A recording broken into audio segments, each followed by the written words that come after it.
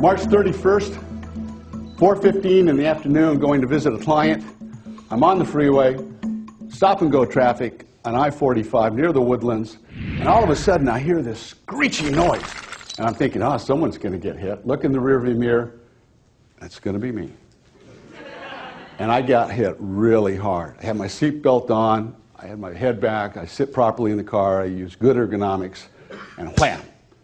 So after the accident, and I had kept about 3 cars links in front of me, so I had 3 car spaces between me and the next car, because it pushed me almost to hit the next car.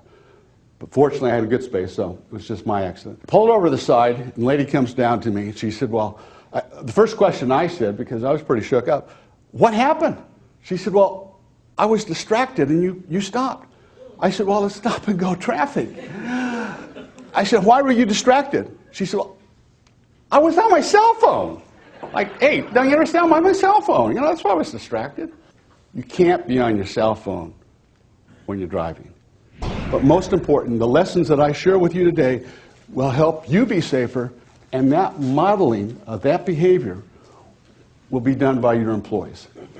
And you'll have techniques and some ideas that maybe you didn't have before. Maybe I'll reinforce things you know. Maybe I'll share some things with you that you didn't know. A safety attitude is simply this. It's to recognize those things that can cause you an injury or an accident, or an injury and accident to someone around you or a loved one. If you can't recognize it, how can you prevent it? Is it realistic to expect to have an accident-free job site? Now that's a question. Yes. Yes, it is. It is. At one of the sites at DuPont, working 24 hours a day, 3,000 employees, we had no reportable accidents for over 4 years. I know it's possible. I've seen it. I'm going to share with you 4 behaviors that in my years of doing accident investigations were involved in 86% of those investigations. So 4 behaviors to look at. The first behavior to look at, complacency. And this is a question of the group. Can multitasking lead to accidents? Does taking shortcuts lead to accidents? Absolutely. Any kind of shortcut. We think we know how to do things if we've been there a while. At DuPont, we used to call them the dinosaurs, because they could work and do things and take shortcuts, do things a little different, and not get hurt, but they had 20 years behind them. The problem with the senior person, the experienced person, the dinosaur, is that the younger workers that don't have all that knowledge model the behavior. So you have to be very careful to help train and retrain your experienced people to do it the current way. Because if they do it the current way, all your younger workers will do it the current way, and they'll model that behavior. Very important to get buy-in from your most senior people. Can texting or being on your cell phone cost you your life? Yes. About 2 months ago, I was leaving where I live up in Conroe, and as I was leaving on a 2-lane street, 1 lane each way, all of a sudden this white Prius starts crossing the double yellow line and heading toward me. And before I could even honk, I pull over to the ditch, and I never saw her head. She, like this the whole time. These are real things, and something that you want to share with your employees and yourself. Because if you don't answer the phone in the car, and you don't text in the car, then hopefully they won't, and they get to work, and they get home safely. Focus distractions. What sort of distractions can get in the way of your employees at work? That's right, it's a hectic environment we work in.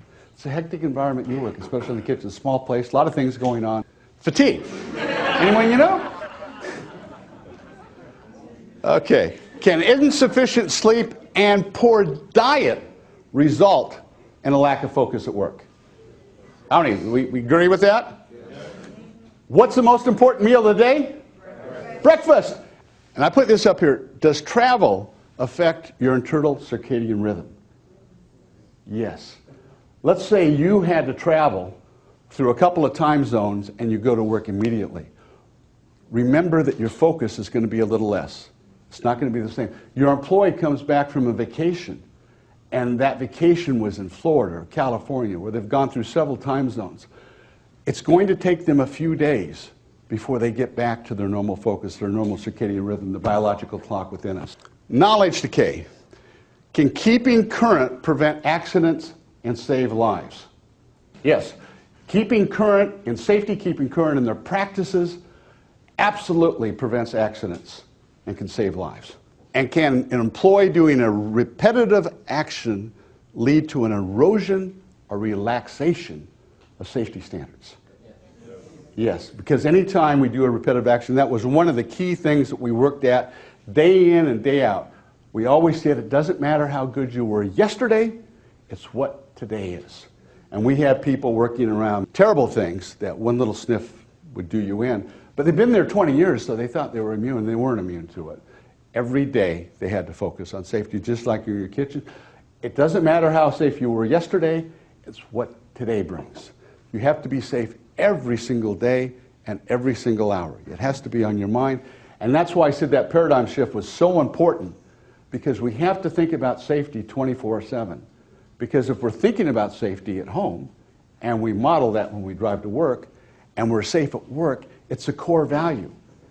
It takes a while to make that paradigm shift, that change from just thinking safety at work, thinking safety all the time.